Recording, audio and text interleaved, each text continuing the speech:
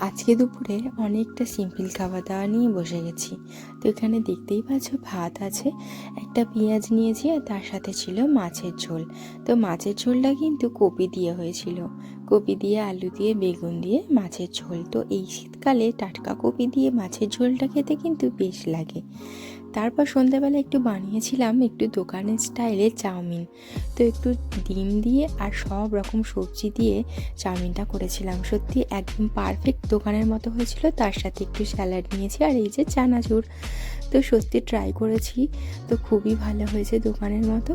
তো শীতকালে অনেক রকম সবজি পাওয়া যায়, তাই জিনিসগুলো খেতে অনেকটাই টেস্ট লাগে। আর এই যে রাত্রে রুটি নিয়ে বসে পড়েছি, রুটির সাথে ছিল পেঁয়াজ দিয়ে আলু ভাজা ঝুড়ো ঝুড়ো করে, তো মাই করেছে। আর তার সাথে বাপি এনেছিল ছানা, আর এখানে আছে একটু গুড়। তো আমি সবার শেষে খেতে বসেছি। চলো আসছি, একটা নতুন ভিডিও নিয়ে দেখা হচ্ছে।